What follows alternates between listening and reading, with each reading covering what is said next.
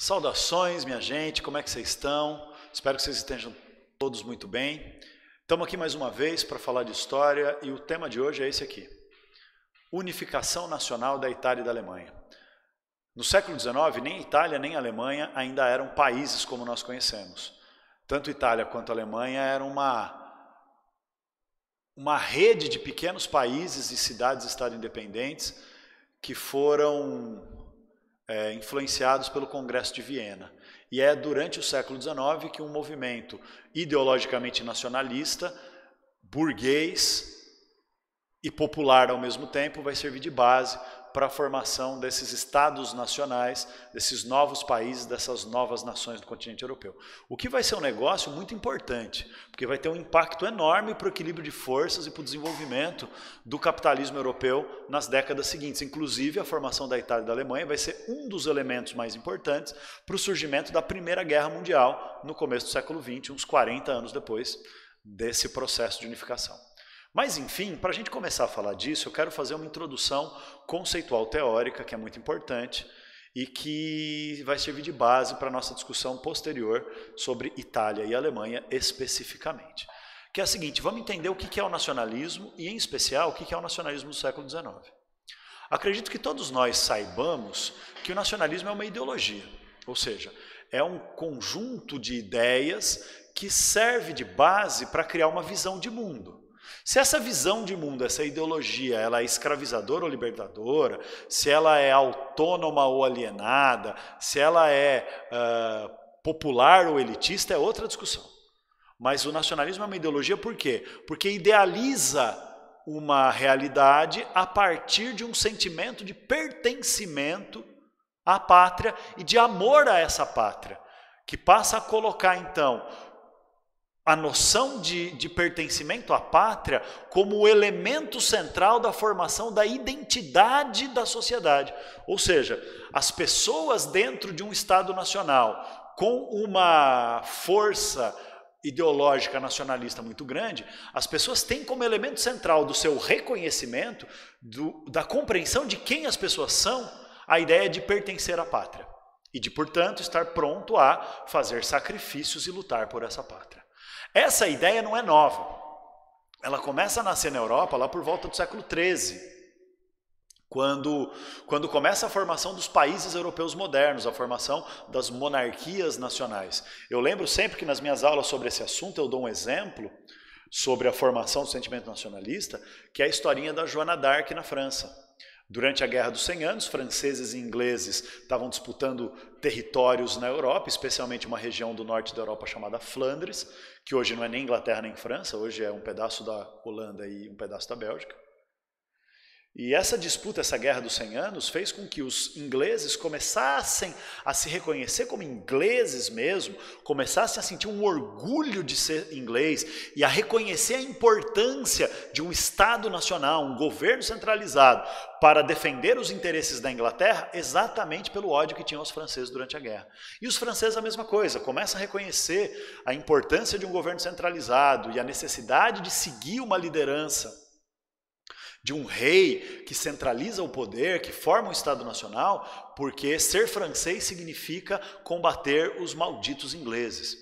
Então, a história da Joana d'Arc é mais ou menos isso, né? Uma moça que teve coragem de desobedecer todas as regras sociais da época, de que as mulheres tinham uma função subalterna e submissa na sociedade, e ela se vestiu de homem, e ela se lançou no combate, virou uma importante líder militar da luta dos franceses pela defesa do seu país, pela defesa do seu reino, pela defesa do seu território contra os invasores ingleses.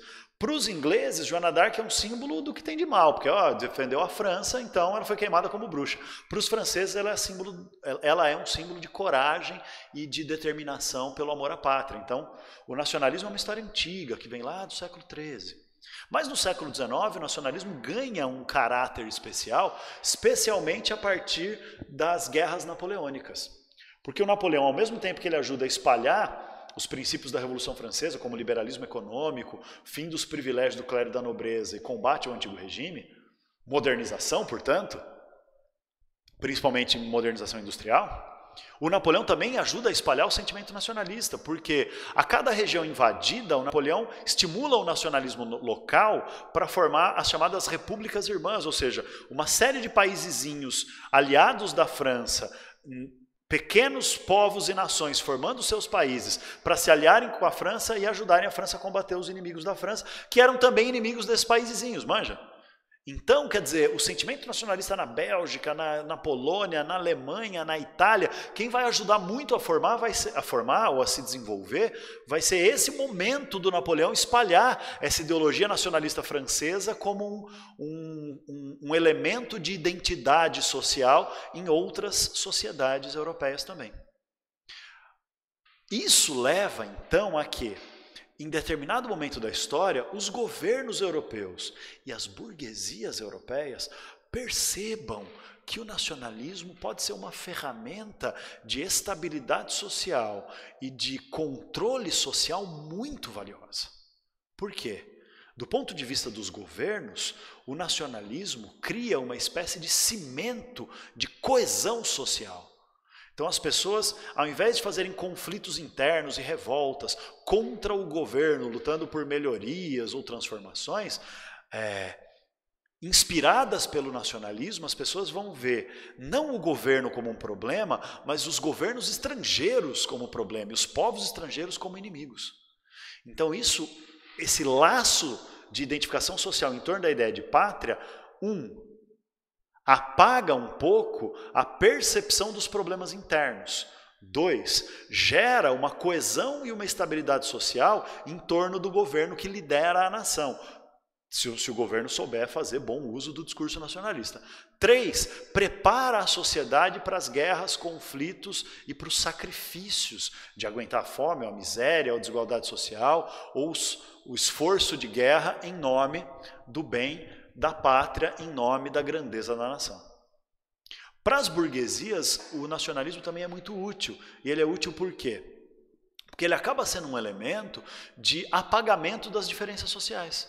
Então, o trabalhador que engole a ideologia nacionalista de uma maneira muito efetiva e determinante, esse trabalhador, ele não vai ver no patrão um adversário, um inimigo, um obstáculo ao seu bem-estar. Ele não vai acreditar que ele é pobre, ele é mal pago, ele tem problemas por causa da exploração capitalista interna feita pelos próprios patrões franceses, pela burguesia. Ele vai pensar que o problema está nos países e povos inimigos da minha nação que sugam as riquezas da nossa nação e que criam obstáculos para o desenvolvimento da nossa pátria. Então esse sentimento nacionalista vai levar a uma certa recusa do diferente, uma recusa do estrangeiro que vai levar a uma homogeneização da mentalidade, uma padronização do pensamento, a um sentimento de pertencimento à coletividade que coloca patrões e empregados como um único povo. Então não tem luta de classe para quem é nacionalista. O que tem é o meu povo contra os inimigos do meu povo, que podem ser os inimigos internos, ou seja, aqueles que fazem agitação política, que combatem o governo da nação, que prejudicam o desenvolvimento da pátria com suas ideias de transformação profunda, que só vêm para atrapalhar e causar o caos, e os inimigos externos. Isso leva a racismo, xenofobia e tal, porque os inimigos externos são aqueles que ameaçam a prosperidade da pátria, que então os imigrantes não podem entrar, e nós temos que fazer guerra contra os outros países. Percebe? Então é um puta mecanismo de controle social e estabilização social e de mobilização da sociedade não para a luta política, não para a luta revolucionária, mas para um conservadorismo da defesa da pátria. Tudo bem? Isso é elevado ainda mais se a gente percebe o quê? Se a gente percebe que o pensamento nacionalista do final do século XIX, ele vem exatamente na mesma época que está se desenvolvendo uma mentalidade baseada no romantismo. Não no romantismo de, eu sou um homem romântico, eu faço poesias para as pessoas que eu amo. Não, é romantismo no sentido daquele movimento literário do romantismo, que é aquele lance da idealização da realidade, é aquele lance do heroísmo, do sacrifício, do herói romântico que se fode a história inteira, mas se redime e se dá bem no final. O vilão que só leva vantagem, é filho da puta que se dá bem o tempo inteiro, mas é ele que se fode no final para que o herói possa ser exaltado, manja? Esse lance casa perfeitamente com o nacionalismo. O nacionalismo é uma ideologia romântica. Por quê? Porque ele também trabalha com essa noção de heroísmo. Então, eu me sacrificar e lutar pela pátria, não ser um herói da pátria, ao invés de atrapalhar o país fazendo revolução para combater o capitalismo, eu fortaleço o capitalismo do meu país para que meu país seja forte diante dos outros. Então, eu sou um herói da pátria. Então, eu me sacrifico para ser o herói pelo bem da pátria. E o lance que é idealizado, né? Porque a pátria, ela não existe enquanto um elemento natural ou social imutável. A pátria é uma invenção histórica. É uma invenção histórica por quê? Porque nem sempre existiram países e pátrias. O Egito Antigo não era uma pátria, não era uma nação. O Egito Antigo era uma servidão coletiva ao faraó, que era um Deus encarnado, era outra dinâmica de reconhecimento e pertencimento social. Essa ideia de reconhecimento e pertencimento social, idealizada na ideia de uma pátria unida pelo bem de todos, essa é uma ideia do século XIX, que vem junto com o romantismo, essa idealização, porque aí, mano, se você tem uma idealização na cabeça, seja na historinha lá do romance romântico, da novela da Globo, seja com o sentimento de amor à pátria, você deixa de enxergar os problemas com clareza e você busca e apoia pessoas que prometem a pátria ideal. Isso é um puta mecanismo de controle social. Então é nesse momento que nós vamos ter o nascimento dos movimentos nacionalistas de unificação nacional na Itália e na Alemanha. Tudo bem? Dentro desse contexto. Beleza, minha gente? Dá uma olhadinha aqui então no esquema, que eu vou começar a apresentar para vocês a nossa grande amiga Itália. Olha só. A unificação italiana. Para começar a falar sobre a unificação italiana, eu quero que vocês olhem comigo esse mapa aqui, por favor. Deem uma olhada comigo, acompanhem aqui esse nosso mapa. Esse mapa apresenta o que era a Itália depois do Congresso de Viena. Você está observando? Olha só que interessante. O que hoje é a Itália era formado por um monte de territórios e regiõezinhas marcadas por diferentes cores aqui nesse mapa, tá vendo? Eram pequenos países e pequenos estados nacionais. O principal deles era esse aqui no norte, o Piemonte, Sardenha. A ilha da Sardenha e as terras do Piemonte. Piemonte é a região da Itália mais rica, mais industrializada, onde fica a cidade de Turim, por exemplo, próximas aos Alpes suíços, por isso Piemonte, é Piedmonte, no pé do morro, no pé da montanha. Essa região vai receber a Savoia e Nice da França, depois a França vai recuperar, mas naquela época lá do Napoleão III, do Luiz Bonaparte, que a gente já discutiu em outra videoaula. Onde fica Turim, a mais industrializada cidade italiana, inclusive a Fiat, a principal fábrica de automóveis da Itália, que é dona da própria Fiat, mas é dona da Ferrari também, por exemplo. A Fiat significa Fábrica Italiana de Automóveis Turim. Fiat, Fábrica Italiana de Automóveis Turim. Gênova, uma das maiores cidades comerciais italianas de todos os tempos, desde a época lá do feudalismo, lembra? Gênova e Veneza, as principais cidades italianas e tal. Enfim, Piemonte é uma região muito rica, aí tem a Lombardia, que é onde hoje o coronavírus está pegando mais pesado, a região de Milão, porque lá eles fizeram o que o governo brasileiro está recomendando que faça, não liga para o vírus não, porque ele só mata velho, vamos manter a produção econômica, porque o capitalismo precisa de se desenvolver, e agora hoje está morrendo 1000 pessoas por dia lá. Região de Parma, de Módena, Lucca, a Toscana, o Reino das Duas Sicílias, ó, a divisão está aqui, ó, muda de amarelo para laranja, o Reino das Duas Sicílias, que inclui o sul da Itália e a ilha da Sicília. Os estados papais, os estados da igreja, os estados pontifícios, que era uma região da Itália governada diretamente pela igreja católica a partir de Roma. A gente tem a Ístria e Trentino, que eram dominados pelo Império Austro-Húngaro. Olha o tamanho da Áustria, a Áustria dominava tudo isso aqui, mais um monte de coisa até lá na Polônia atual. Então, veja bem, isso era a Itália, absolutamente fragmentada. Mas nessa Itália, desde o começo do século XIX, sob influência do Napoleão, começa a nascer um movimento chamado de carbonários. Olha aqui, os carbonários italianos. É a galera que defendia o nacionalismo italiano popular para tornar a Itália o ressurgimento. O que é o ressurgimento? É a ideia de um ressurgir de uma Itália grandiosa a partir da unificação da Itália para que a Itália tivesse chance de retomar a grandeza perdida desde a época que o Império Romano acabou. Nunca mais teve uma Itália sendo potência de porcaria nenhuma na Europa, porque a Itália ou foi dominada por outros povos e outros impérios, ou foi fragmentada, como a gente vê depois do Congresso de Viena, influenciada principalmente pela Áustria. Então, nesse cenário, o ressurgimento é essa ideia de ressurgir uma Itália unificada que pudesse ser uma potência. O Maquiavel já defendia isso lá no século XV e XVI, né? Você lembra? Quando ele escreveu O Príncipe, aquela sua grande obra sobre o absolutismo, na verdade o que ele queria era uma Itália unificada como uma monarquia absolutista para poder desenvolver a Itália, grandes navegações e competir com as potências que estavam fazendo a expansão ultramarina, como Portugal e Espanha, né?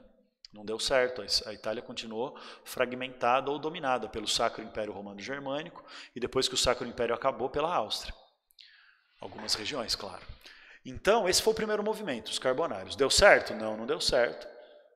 Acabou sendo perseguido. Inclusive, para quem se lembra, um grande líder dessa luta nacionalista na Itália era um tiozinho chamado Giuseppe Garibaldi, que teve que fugir da Itália e veio se esconder aqui no Brasil, como imigrante. Aqui no Brasil ele se envolveu na Revolução Farroupilha do período regencial brasileiro, entre 1835 e 1845.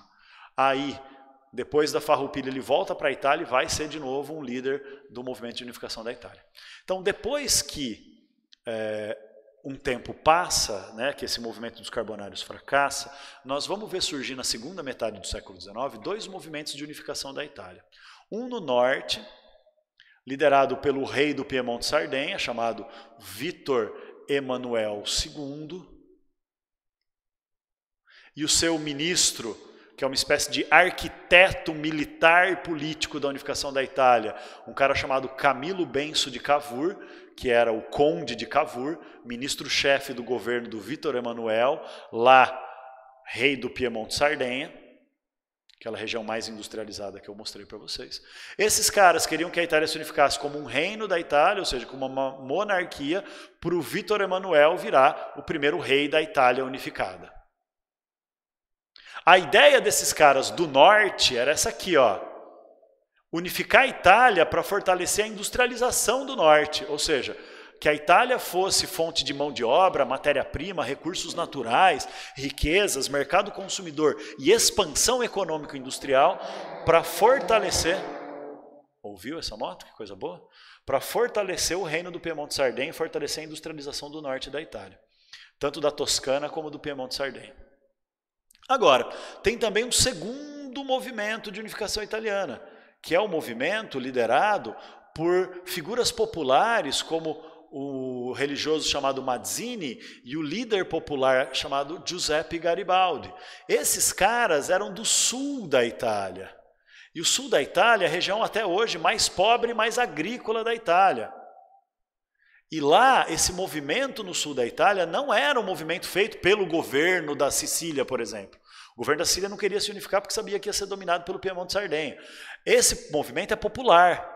Então, o Giuseppe Garibaldi e o cardeal Mazzini, eles vão formar uma espécie de força popular voluntária chamada de Camisas Vermelhas, que defendia uma ideia de mudança mais radical, porque eles queriam que a Itália fosse uma república democrática popular, que fizesse mudanças que não beneficiassem apenas a burguesia, mas que além de unificar a Itália e transformar a Itália numa república, tivesse uma inspiração meio socialista popular, os Camisas Vermelhas.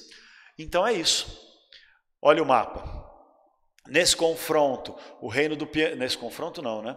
Nesse duplo movimento, nessas duas formas de luta, o governo do Piemonte vai expandindo militarmente, fazendo acordos militares e políticos com as outras regiões, toma o Trentino e a Istria da Áustria, fazendo guerra contra a Áustria, inclusive, e vai conseguir unificar o norte, e aí vai atacar o sul também para unificar o sul. Enquanto isso, o exército popular do Garibaldi, que chega aqui, ó,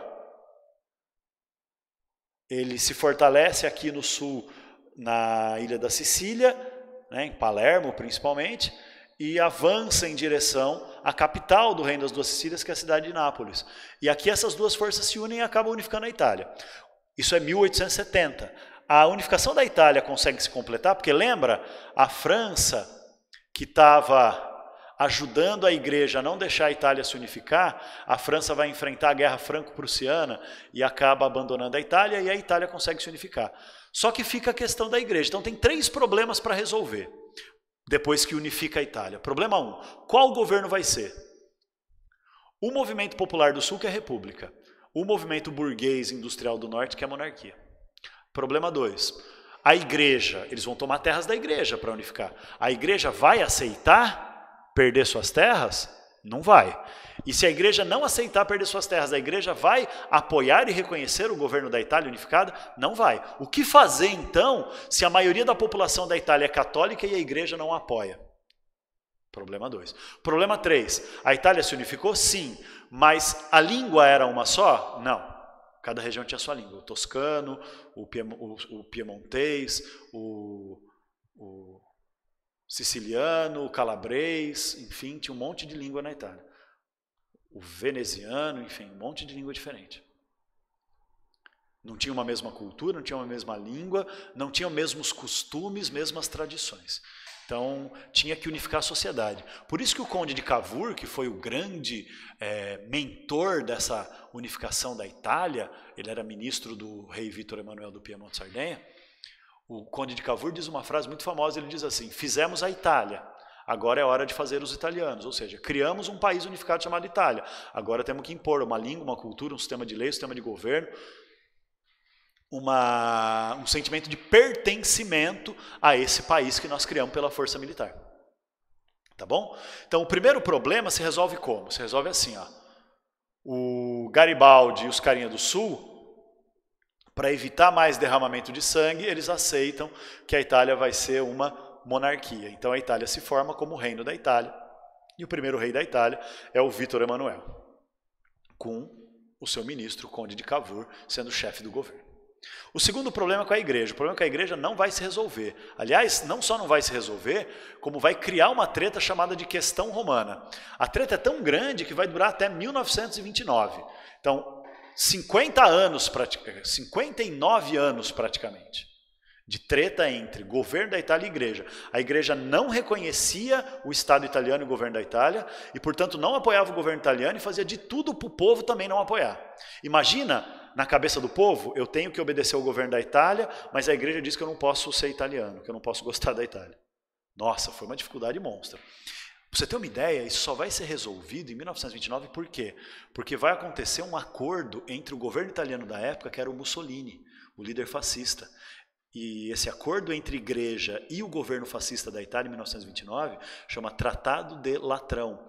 É por isso que o Papa da época, o Papa Pio, é apelidado de o Papa de Hitler. Não porque ele fosse nazista, eu pessoalmente acho que ele não era nazista, mas ele apoiou o fascismo e o nazismo, por quê? Porque achava importante fortalecer o fascismo na Itália para evitar uma revolução comunista no país. Então era tão anticomunista que achava melhor o fascismo do que a chance de uma revolução socialista. Por isso ele vai fazer o acordo do Tratado de Latrão, que é o acordo que tem até hoje. A igreja aceita a existência da Itália, a legitimidade do governo italiano e do Estado italiano, em troca a Itália dá autonomia para a igreja no Vaticano, que é um bairro de Roma onde fica a sede da igreja, e a igreja pode funcionar como um país independente dentro de Roma, lá no Vaticano. Beleza? Então resolveu a questão romana. E a terceira questão, que é a questão da cultura italiana, como é que eles resolvem? Eles resolvem do jeito mais repressivo possível. Ou seja, o governo do Piemonte Sardenha transfere a capital da Itália para Roma, porque Roma simbolicamente sempre foi o centro da Itália, desde a época do Império Romano. Então transfere a capital para Roma, foda-se a igreja, e impõe pela força. Então as pessoas que fossem surpreendidas falando o seu idioma natal, falando toscano, falando calabrês, elas podiam ser presas, tinham que falar o italiano oficial. Tinham que seguir as leis da Itália, eram proibidas de usar suas roupas tradicionais, fazer seus feriados tradicionais da sua cultura, e tinham que tudo seguir um único calendário, uma única lei, uma única língua, um único sistema de sociedade que era imposto pela Itália, e assim foi forçando a construção desse sentimento nacionalista. Então primeiro criou a Itália, e pela força, pela violência, pela repressão, vai criando os italianos. E isso então é a unificação da Itália em 1870. E aí a Itália passa a ser tudo isso que está colorido aí no nosso querido mapa. Tudo bem? Tudo ótimo. Então, qual é o próximo passo? O próximo passo é a gente estudar a unificação da Alemanha. Então, vamos lá falar um pouquinho da nossa querida amiga Alemanha. Para isso, eu vou começar no mapa também. Pois bem, esse é o mapa da Alemanha, então. Só que não era a Alemanha. O que aconteceu aqui é que o Congresso de Viena pegou toda essa região que está em colorido no mapa, que é a Alemanha atual, e dividiu em várias regiões. Então, essas regiões aqui que estão em verde no mapa são 3 ou 4 paísezinhos independentes. Ó, Baden, a Baviera, Württemberg, Hesse e Palatinado. O mais importante país dessa Alemanha não formada é a Prússia. Tá vendo? A Prússia é essa região oriental aqui em rosa, mas que domina também essa outra região chamada de Prússia Ocidental. Agora, tudo isso que está dentro dessa fronteira grande rosa aqui foi imposição do Congresso de Viena chamado Confederação Germânica, que é como a Áustria, aqui ó, o Império Austro-Húngaro. A Áustria era a grande potência da região, que dominava inclusive o que hoje é a Tchecoslováquia, um pedaço do que hoje é a Polônia, um pedaço o que hoje é a Hungria, o que hoje é a Eslováquia, né? A República Tcheca, já falei, um pedaço do que hoje é a região dos Balcãs ali. Então o Império Austro-Húngaro era muito gigantão, até pedaços da Itália dominava nessa época. E o Império Austro-Húngaro não queria que a Prússia se tornasse a maior potência da região. Então, para manter a Prússia fraca, o Império Austro-Húngaro forçou que o Congresso de Viena criasse a Confederação Germânica, porque assim, essa regiãozinha que tem amarelo aqui, separando a Prússia em 2 partes, ficava sob domínio austríaco. E essa parte roxa sob domínio dinamarquês. Então não formava uma Alemanha e uma Prússia unificada. Entendeu? Essa é a jogada, então, para manter essa região dividida, para que a Rússia, que está aqui, e o Império Austro-Húngaro, que está aqui, continuassem sendo as maiores potências, limitando as chances de desenvolvimento da Prússia. É isso. Mas aí o que vai acontecer? Olha só o que vai acontecer. Vai acontecer que a Prússia já é cada vez mais industrializada, e vai querer liderar a Confederação Germânica como um todo, que era liderada pela Áustria. Oficialmente, a Prússia também era um estado vassalo da Áustria, ou seja, uma região da Europa que era dependente da Áustria. Só que a Áustria era um grande império, mas não era um país fortemente industrial. A Prússia era um país fortemente industrial, mas que tinha uma limitação de desenvolvimento muito forte porque estava na sombra da Áustria. Então o que a Prússia vai querer fazer? Se livrar da sombra da Áustria. Então para isso, em 1834, para poder se desenvolver mais fortemente e de modo mais livre, a Prússia vai tentar criar o Zollverein. Zollverein significa União Aduaneira. Não ajudou ainda? União alfandegária, não ajudou ainda? Significa fazer todos os paisezinhos da Confederação Germânica funcionarem como se fossem uma mesma economia, não tendo que pagar imposto de comércio entre uma região e outra dentro da Confederação Germânica. A aduana ou alfândega é a autoridade que fiscaliza comércio externo. Então, união aduaneira significa que os países da Confederação Germânica iam poder fazer comércio livre entre si, sem impostos e regras de comércio externo. Era como se fosse uma única economia. Sem participação da Áustria, porque era a Prússia tentando aumentar sua indústria, né? Para os paisezinhos da Confederação Germânica comprarem produtos industriais austríacos e a Áustria, comprarem produtos industriais prussianos e a Prússia poder vender então seus produtos industriais e comprar matérias-primas dessas regiões, minérios principalmente, para desenvolver a industrialização da Prússia. No começo a Áustria não ligou. A Áustria achou que, beleza, se a Prússia continuar, né, na minha sombra está tudo bem. Só que, presta atenção, a ideia da Prússia era usar isso como, além de um fortalecimento industrial, como um primeiro passo para a Prússia dominar a Confederação Germânica inteira. Quando a Áustria se liga disso, a Áustria vai fazer intervenção no Zollverein, né? Ou seja, a Áustria, em determinado momento, alguns anos depois, vai reagir. E essa reação austríaca vai levar a um recuo da Prússia. Para não entrar em guerra contra a Áustria, porque a Prússia achava que ia perder, a Prússia recuou, desistiu do Zollverein, desistiu da União Aduaneira e acabou aceitando que continuasse tudo como estava. 30 anos se passam e a Prússia vai se industrializando, se industrializando, se industrializando, se industrializando, se fortalecendo, se fortalecendo, se fortalecendo, se fortalecendo, se militarizando, militarizando, militarizando, militarizando, até que um rei da Prússia, Kaiser, chamado Guilherme I, ele tinha como seu ministro-chefe um cara chamado Otto von Bismarck. E o Bismarck era para a Prússia mais ou menos o que o conde de Cavour era para o cara lá da Itália, para o Vítor Emanuel. Além de ministro-chefe, o Bismarck foi o grande arquiteto, o grande planejador da unificação da Alemanha. E aí, o primeiro passo que o Bismarck deu foi o seguinte, ele percebeu que enquanto a Prússia tivesse duas elites que estavam brigando entre si, uma elite industrial, que eu estou chamando aqui de alta burguesia, e uma elite agrícola, nobre, que eu estou chamando aqui de Junkers, os Junkers, essa separação, essa divisão da elite, da elite prussiana, essa separação da elite prussiana em dois grupos brigando pelo poder, enfraqueceria a Prússia e não permitiria que a Prússia ficasse mais forte que a Áustria. Então o que o Bismarck vai propor? Uma aliança. Ele vai ser o arquiteto dessa aliança, em que a nobreza de senhores de terra vai se aliar com a burguesia para fornecer recursos naturais, matérias-primas, alimentos para o desenvolvimento urbano e industrial, e a alta burguesia vai se unir com a nobreza para governar, junto com o imperador Otto von Bismarck, governar a Prússia para formar uma Alemanha unificada. Por isso que lá na Alemanha tem uma frase também famosa do Otto von Bismarck, lá na Itália era, primeiro fizemos a Itália, agora temos que fazer os italianos. Na Alemanha a frase é assim, não foi a Prússia que se fundiu na Alemanha, foi a Alemanha que se fundiu na Prússia. Ou seja, não teve a formação da Alemanha e a Prússia se juntou com a Alemanha como uma parte da Alemanha.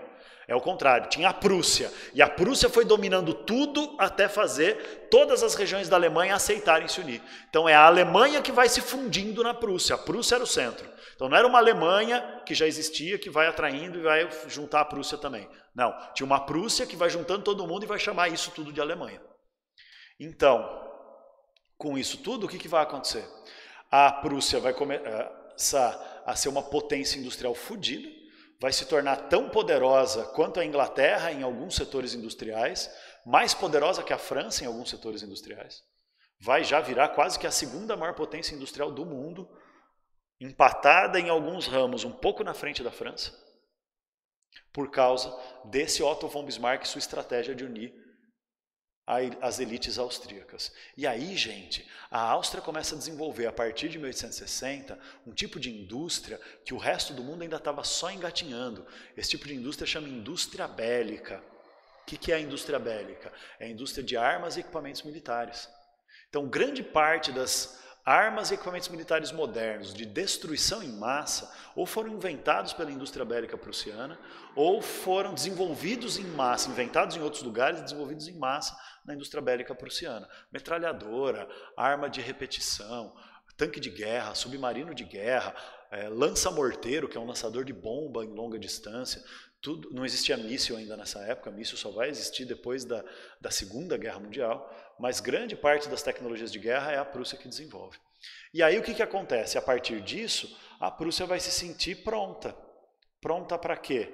Para fazer o que não teve coragem de fazer em 1834, enfrentar guerras, especialmente enfrentar a Áustria. Então olha só, em 1864, a Prússia faz guerra contra a Dinamarca e toma a região dos Ducados. A região dos Ducados é essa região aqui em roxo, aqui no mapa, que era domínio da Dinamarca, perdeu em 1864. Aí, em 1866, a Prússia vai fazer guerra contra a Áustria, finalmente. Essa é a chamada Guerra das 7 Semanas. Porque se 30 anos antes a Prússia não teve forças para fazer guerra contra a Áustria, agora não só teve forças, como venceu a Áustria em 7 semanas. 7 semanas não dá 2 meses, gente. Então foi um regaço mesmo, e com a vitória na Guerra das 7 Semanas, a Prússia dominou tudo isso aqui. Todas essas regiõezinhas aqui, e unificou a Confederação Germânica. Só faltavam essas regiões em verde e em vermelho do mapa para acabar de formar a Alemanha. E isso vai completar com a Guerra Franco-Prussiana, que a gente já estudou ao discutir a França. A vitória prussiana na Guerra Franco-Prussiana, além de humilhar a França, permitiu que em 1871 a Alemanha se unificasse. Por quê? Porque obrigou a França a aceitar, obrigou a França a entregar a Alsácia-Lorena e forçou esses países menores, como a Baviera, a não terem mais desculpa. Por quê? Porque nas guerras anteriores, esses países de verde aqui não se envolveram, porque falaram assim, não, nós não vamos fazer guerra contra povos germânicos, nem contra a Áustria, nem contra povos que têm a mesma origem étnica e cultural que nós. Agora, franceses são outro povo, né? E aí eles tiveram que lutar junto, e aí a Prússia acaba dominando todo mundo e formando então a Alemanha em 1871. Beleza, minha gente? Essa é então a história da unificação da Alemanha. Com isso, a gente encerra a nossa videoaula de hoje, e a gente deixa como desdobramento desse processo de unificação da Itália e da Alemanha a seguinte ideia. A formação da Itália e da Alemanha significa a formação de dois grandes países que antes não existiam e passam a existir no final do século XIX. Esses grandes países são industrializados e são importantes potências recém-nascidas, que vão querer território, vão querer mercado consumidor, vão querer colônias e vão querer disputar hegemonia, disputar o domínio capitalista sobre a Europa com as potências mais antigas, como Inglaterra e França. Dessas disputas, vamos ter vários desdobramentos. O principal deles, a Primeira Guerra Mundial, que é um assunto que a gente vai discutir brevemente. Beleza, senhoras e senhores? Muito obrigado pela paciência e pela atenção de vocês. A gente se encontra logo menos na próxima videoaula desse nosso Corona World. E até a próxima. Beijão.